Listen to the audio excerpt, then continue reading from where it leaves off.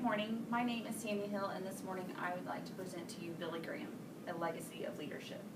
Many people know Billy Graham as, the gray-haired, sharp jawline pastor that was on television urging everyone to get out and share the gospel of Jesus. But what a lot of people don't know is where Billy Graham began. What a lot of people don't know is the leadership style that he had in place to allow him to reach the masses for Christ. Billy Graham came from a very humble beginning. He was the son of dairy farmers in North Carolina.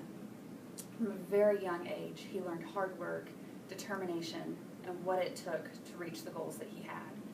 In 1934, a farmhand introduced him to a guy named Mordecai Ham. Mordecai Ham was a local evangelist. He was holding a revival in Billy Graham's town, and he went to see him. And that night marked the best decision that Billy Graham ever made. And that decision changed the course of his life and billions of people after him. That was the night that Billy Graham gave his life to Christ. And that was the night that the Billy Graham ministry started. Shortly thereafter, he went to college at Wheaton College. He met his dear wife, Ruth. From there, they went on to have 5 children. And in each of those children, he's instilled this same leadership style. All of his children are involved in the ministry. All of his children have gone on to have very successful ministry careers. Early on with Billy, he worked under ministers. He developed his ministry, and he started leading crusades in the early 40s. And these crusades would start at, say, 12 weeks and last 16. One of his biggest crusades was in New York City, Madison Square Garden. It poured out into the streets of New York City. What started as a 12-week crusade turned into a 16-week crusade with the likes of Martin Luther King Jr. On many occasions, he had the opportunity to preach and minister with Martin Luther King Jr. You cannot have a 16-week crusade in New York City with someone as highly held as Martin Luther King Jr. and not be a leader. Leaders are, integrity-driven people. They are motivated people. They drive other people to be motivated and drive other people to work in a place of integrity, and that by far is Billy Graham. Throughout his entire ministry, they had a foundation called the Modesto Manifesto. Early on in his ministry with his team, they set forth this document, which took place in Modesto, California, that they would be a ministry, they would be a company, essentially, that would be based on integrity. They had rules such as they would never be alone with any other woman other than their wife. No matter where they were, they went in teams. They drove in teams. They entered rooms in teams to protect the integrity of their work so they could be above reproach. When so many evangelists, when so many leaders were falling into financial scandal or, infidelity scandals, this ministry, this leadership team, and Billy Graham were set above everybody else. They knew what was in place, and they knew what was expected of them. Billy Graham's leadership style is very much transformational leadership. Transformational leaders, they encourage and inspire people for change. They're going to change the world. They're going to change themselves. They're going to inspire people to change their motivation, to change their expectations. They're going to motivate people to dig deep and see, what can I do in me that can make other people better?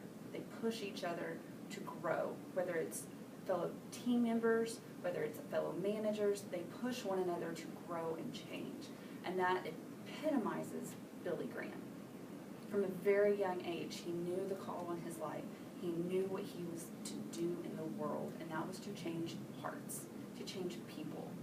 Many times over, Billy Graham has been called the world's pastor, the world's preacher, God's ambassador. That was his station. No matter what he did, his job was to lead people to think better of themselves, to think better of the God that made them, and to inspire change and hope in the world. And by far he did it better than anyone we have ever seen. Billy Graham has been a leader among leaders. When you think of leaders, generally we think of presidents, prime ministers, kings, queens. Billy Graham has counseled with and led all of the above. In the United States, he has been a counselor and a leader to every sitting president, from Truman to George George W. Bush. He has met with and prayed with President Obama, although he retired in 2007 before Obama took office. He has counseled with him and he has prayed with him. And Obama has considered that a privilege to be able to be counseled by the great Billy Graham. Lyndon Baines Johnson considered him to be a close personal friend. There's a great video on YouTube that is, Billy Graham and the presidents, and it goes through his relationship with them. And many have said, and Henry Kissinger even said, it's not his political views that influence leaders. It is his ability to make you question your perceptions. It's his ability to make you look at things in a different way, where he's not telling you what to do. He's not telling you this is how you should lead. He's saying, look at how you're leading and what can you do better. Look at your perception. What is another person's perception? And that is what great leaders do. Transformational leaders challenge your perceptions. They challenge your motivations and they challenge your expectations. And that is what Billy Graham did for over 70 years. Mr. Graham has recently retired. In 2007, he has led a few crusades, a few video sermons since then to inspire the world. He took it upon himself to bring our nation together in the events of September 11th. There are no other spiritual leaders in the world that could have the platform that Billy Graham has had, because he is consistent. He is a true leader in every aspect of the word. He has integrity. He has great character. He inspires other people. He leads by example. He does not ask anyone on his team to do anything he wasn't willing to do. The Gallup poll has a poll every year of the 10 most admired people in the world. Billy Graham has been on that list 57 times. The man is truly amazing, and he has left that legacy, like I said, for his 5 children to continue. His son Franklin Graham heads up Samaritan's Purse, which many people know as the shoebox ministry.